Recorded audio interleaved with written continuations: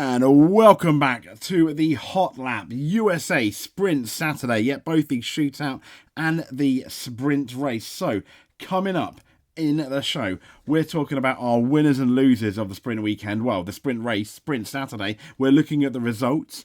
We're looking at Verstappen's sudden turn of speed. I mean, qualifying was close. The race certainly wasn't. Hamilton on Mercedes pace, and also the slight track changes they made. It was not as extreme as Qatar, but it was still a change. But let's get into our winners and losers for Sprint Saturday. And our first winner, well, what can you say? He took pole, unlike Friday, where it was a bit to do. He didn't make it. He maybe cracked under the pressure, or, well, let's be fair, he underperformed, I think, on Saturday. But absolutely, with all that pressure there, he goes and gets pole. He goes and gets that very good start that we'll get into. Very Schumacher-esque swipe. We're definitely going to get into that. But 3 sprint wins in a season. Well done, Max Verstappen. Our next winner, yep, lots of winners this time, is none other than Sir Lewis Hamilton. Yep, he started third. He did get a good start. It looked at some point, though, he may be struggling on the start. But he stuck there to the outside. He did go off at the track to pass Leclerc. The stewards were like, well, it's the first lap. It has happened before to other drivers. Okay, fair enough. But more importantly, for the first few laps, he stayed with Verstappen to the point where it almost thought, we've got a race here. But slowly and surely, Verstappen put that pedal to the metal and started pulling away.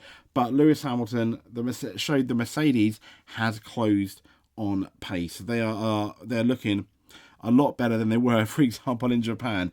Our next winner, full of winners here, none other than Daniel Ricciardo. Okay, he qualified 11th. He did start 10th. He lost places, but considering where he's coming from, this was his first race after only one practice session, and he out-qualified Tsunoda, which was really, really important here in his second qualifying session, albeit of the weekend. And I think he did a really good race. He had a little to do with Stroll, back and forth there, which looked really good. He stayed smiling. He was definitely quite sweaty after the race in some of the interviews, but well done, Daniel Ricciardo. Now, this one I'm not sure whether everyone's going to agree on, but another winner, lots of winners here. We do have a loser coming up, but Carlos Sainz. So, good old Carlos. He was the only one, I think, that started on those soft tyres. Yes, he started 6th. He qualified 6th. Leclerc did out-qualify him. But, hand on heart, I honestly think the fact that he qualified on those softs, which I thought was a really, really mad and kind of silly decision, but he kept that 6th place, despite George Russell putting a lot of pressure on him, passing at one point as well, but not getting that pass to stick. So I honestly think to try and do something different and not fall like the Ferraris did in Qatar. Well done, Carlos Sainz. He took the risk. Did it really pay off? Not entirely. But I think like everyone else, it was a big mistake. But he did really well. And our loser, Oscar Piastri, the sprint king of Qatar. How times change. I mean, Mr. Piastri, you started 5th. And you finished out the points, only kind of like just, but you finished 42 seconds. And you're looking at, a good 22 seconds, 24 seconds behind your teammate. What was going on there? They think it might have been, I think when we spoke to Stella, it could have been something to do with the tyres maybe. But to be fair, I really felt for dear old Oscar. But wow, what can you do? And let's get into those. Let's get into those results. Let's look at the sprint shootout first. The qualifying, obviously, Verstappen on pole, really, really strong there. Leclerc 2nd, Hamilton 3rd, Norris 4th. The big thing to take away from this was the fact that they were all so close together, just over, I think, what was it? Yeah, pretty much just over a 10th and 1,000ths was that top 4. And I think Oscar, bear in mind, he was quite disappointing in qualifying. Oscar, he qualified 5th, but then he was all the way back down in 10th for the actual race. So to be fair to Oscar, I think he did really, really well. He came out really well strong to start 5th, 6th in science. We've spoken about him. Perez. Now, yeah, I didn't want to make him one of the losers, really. He did an okay-ish job in qualifying, albeit he did a 35.0, and we're still looking at, just a bit, over between 4/10 off, just over 4/10 off.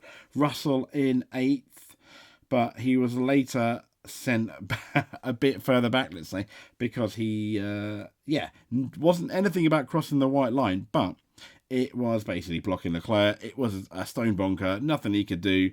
He's, done. Albon, though, I thought did really, really well to qualify 9th, and he finished just outside the points, but we'll get into that. And obviously, Gasly, fairly good out qualifying Ocon, but Ricciardo, not bad at all. 11th, out qualifying Tsunoda, who, he didn't do very well at all, did he? Did Yuki Tsunoda. And another thing, what I thought was really strange was, I know when Hamilton came round, yes, Hamilton wasn't on the fast lap, but Tsunoda really blocked him to the point where Hamilton had to slam on those brakes. And it would be interesting to see if Tsunoda, if they ever did find out, and they probably won't. If Tsunoda had done that on purpose, I think you give him a penalty straight away. That was really dangerous, a lot more dangerous than what Russell had done to Leclerc. Both, I think, deserved a penalty, but there we go. Alonso 12th, Ocon 13th, Stroll 14th. What has happened to those Aston Martins? Zhou 15th, Hülkenberg 16th, Magnussen 17th, Bottas 18th, Tsunoda 19th, and Sargent, well, kind of where you expect really at this point, 20th. I mean, he won in the first qualifying session, 137.186, and Albon was nearly a second faster. Yeah, I know. The Williams boss James Vowles keeps on defending him, but surely there's going to come a point where they're going to have to start scratching their head and be like, no, come on, maybe we need somebody else. But I think that person that Williams do have, kind of like Albon, I don't think, in hindsight, it would be great for a Liam Lawson, but I think a Liam Lawson that is exclusive to Williams, not we're going to get Liam Lawson ready for Red Bull and do Red Bull or AlphaTauri a favour and give him experience, go through the bumps in the road, let's say, for a rookie, only for him to be taken away. They want a Williams rookie through and through. I think, that kind of like Albon is at the moment. But for the sprint race, so we had Verstappen winning it. Fantastic, by 9.4 seconds. Was he going full bananas? I definitely think he was at the beginning, because no one would want Lewis Hamilton within DRS range of them. Leclerc third, he kind of fell off, didn't he? And he fell off a lot because it was Lando Norris who didn't really particularly get a good start, but another lap, and Lando Norris, wow, he would have finished. Lando Norris would have basically got Leclerc, I think, towards the end. Sergio Perez not doing too bad there, but 22 seconds behind your teammate. He did a few passes, average. I mean, it's Perez. What do you expect? More importantly, though, Hamilton taking a few more points out of Perez for that second place in the championship. And you have to wonder where Perez is going to finish in the race. I think anything but a podium, bearing in mind how fast Verstappen showed us how fast that Red Bull is. Sainz 6th, we've already spoken about him. Well done. Also, special mention to Mr. Gasly. And obviously, Russell starting outside the top 10. Both of them getting points, but Russell very cheekily getting past Piastri off the track. I don't really know what he was thinking there, because he came over the radio and said, he forced me off, he kind of blocked. No, Russell. No, he did not, Russell. I'm sorry. But there we go. Albon 9th, just missing out the points, but well done to him. Piastri, the loser of the race, but potentially there was an issue there. And I just hope they sort that out before we go into that race, because he's going to really struggle. Ocon 11th, okay, it's Alpine. They qualified better for the not the sprint race, sorry, the Grand Prix tomorrow, so it'll be interesting that. Ricciardo 12th, well done, his first race, albeit yes, it was only 19 laps, but fantastic for Ricciardo. Alonso 13th, Aston Martin. Tsunoda 14th, and to be fair to Tsunoda, he finished within just over 4 seconds behind Ricciardo, so not too bad. Hülkenberg 15th, they really struggled, both the Hasses. I don't know whether that was tyre wear or not, but their upgrade that they were crossing their fingers for what has been happening to that. I can only hope with that one practice session, they just haven't discovered it that well. They haven't maybe optimised, let's say, the setup particularly well. And I hope going into the next race, albeit Mexico, where you are going to have like a free practice 1 and 2 and 3 before qualifying, they really sort that car out and hopefully get the benefit of those upgrades. Bottas and Zhou, okay, 16th, 17th, yeah, average now compared to Qatar, and obviously Sargent last of the runners, but Stroll 5th DNF because something to do with his brakes. And obviously it says here Russell and Zhou received 5-second penalties for leaving the track and gaining an advantage. Now, interestingly, let's quickly get to this article on motorsport.com by Jonathan Noble. It says Verstappen's true advantage at Formula One's United States Grand Prix hadn't been seen, obviously, until today's sprints, and it emerged that he had drivability issues that disguised him in that sprint qualifying. Yep, he made amends, as we know, for losing pole for losing pole yesterday, getting the pole today and winning. But the margins over the opposition appear to be much closer than recent races, though. Essentially half a tenth ahead of Charles Leclerc, and there was little over 1/10 spreading those top 4 cars, as we've said. So an intriguing message from Verstappen on the team radio, though, as he returned to the pits following sprint pole, hinted that his pace had not been as optimum as he hoped. He said not bad considering the issues, he told the team. He later explained to the TV cameras that his final lap had not been an especially good one. He said, I think the last lap wasn't particularly great, but we are still on pole, he said. So that means the car was working well. Now, it subsequently emerged that Verstappen appears to be in a better place against his rival than the lap times suggest, as he was left battling drivability issues throughout the shootout. And these were triggered by him not quite getting his engine mapping setting spot on. So, assuming he does now for, obviously, the race as well, he's shown us how fast he is. But what is Hamilton's opinion on that? Well, Lewis, as we know, he started third. This is from motorsport.com. Starting third, finishing second. The driver seized the opportunity with Charles Leclerc losing momentum. We'll get into that in a bit at turn 1, following a failed move past Verstappen away from the start to grab second place. Now, although Hamilton was then able to shadow Verstappen for the opening laps of the race, eventually he fell 9.4 seconds behind. Now, Hamilton, he felt that the upgrades at Mercedes had helped his team make a step forward this weekend. And he said the form shown on Saturday highlighted how much of an edge Red Bull had. He said, that was a fun race, good start down to turn 1 and a good battle with Charles. Then I was trying early on to get closer to Max, but their pace is just undeniable at the moment. I'm happy we're a little bit closer. We've still got a long way to be able to eke that pace he was doing throughout the race, but nonetheless, I'm really happy to be back on the podium.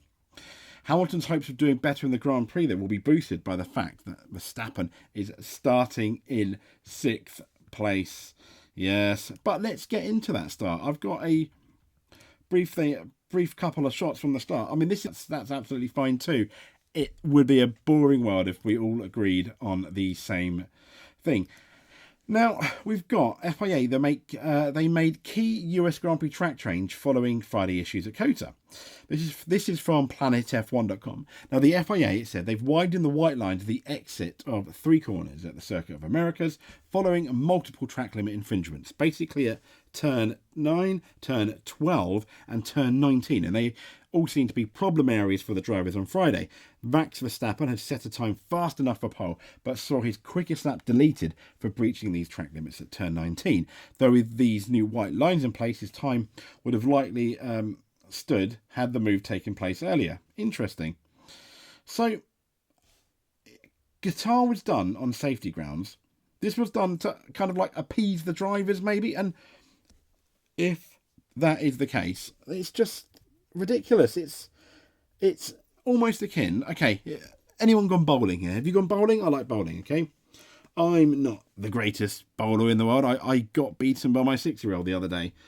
But, and here's the thing. As you know, there's 2 lanes in bowling. If your bowling ball goes down, obviously, one of the gutters, at the side of the lane, I don't know the technical term for it, you're not going to do very well. Okay, I've done that. Thank you very much. And that's akin then to World Championship bowlers saying, I don't really want my bowling ball to go down there, so I'm going to put the child-friendly sides down so it bounces off and there's no way of it falling down into the drain. The drain pipe, the gutter, so to speak. And I can't help but feel that's a really similar thing that these drivers are complaining about. These are 2 white lines, stay within them. I know it's obviously, I know it's good. It's tempting, obviously, to try to not stay with them to go faster, but don't, because they're the white lines. I don't understand this whole mentality of, yes, we're going to make the white lines thicker. These are meant to be the 20 best drivers, circuit racers at the very least, in the world. Stay between the white lines. Okay?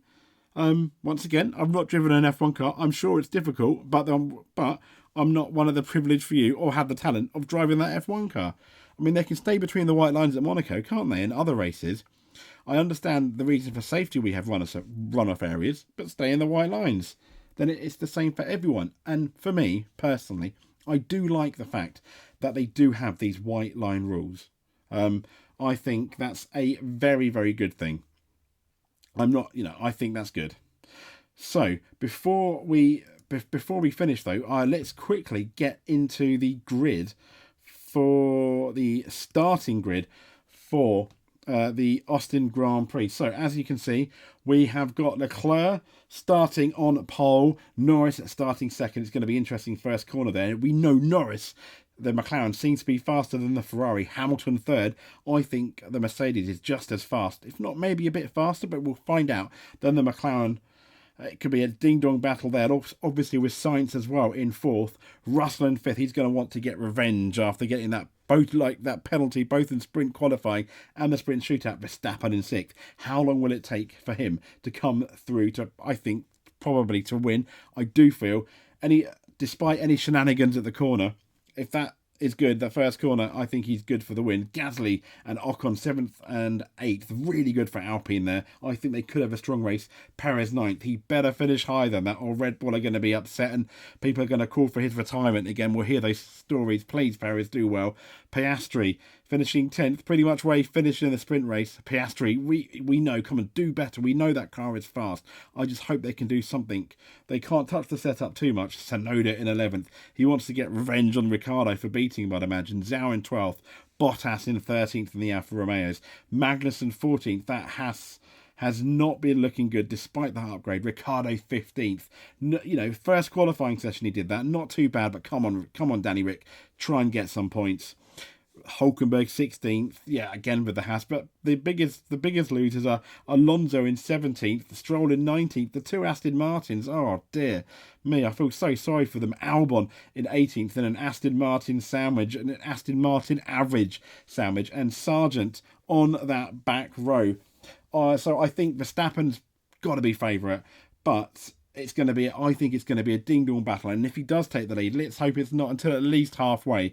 So we end up having at least an interesting Grand Prix. So let's quickly go through then our winners and losers. We have winner Max Verstappen, absolutely awesome pole position, that sprint, awesome sprint, did well, 3 sprint wins in a season, well done Max Verstappen. Next up, Lewis Hamilton started third, finished second, pushed Verstappen for the first few laps, staying in DRS. I know he fell back, but he's going to be happy with that and the upgrades. Brilliant. Next up, Daniel Ricciardo, our next winner. Absolutely fantastic. Ricciardo out-qualified Tsunoda. Didn't do too bad in the race, despite this being his first race back. Well done, Danny Rick. Carlos Sainz, the only man brave enough to start on soft. We all thought it was a mistake, but he started 6th, finished 6th, despite all that pressure from George Russell. And a regrettable loser, Oscar Piastri, starting up there in 5th, finishing 10th, out the points, just going backwards, finishing over 20 seconds behind his teammate. This has been the hot lap. That has been our winners and losers. This has been our sprint qualifying and sprint shootout show. Thank you very much. We'll speak to you next time.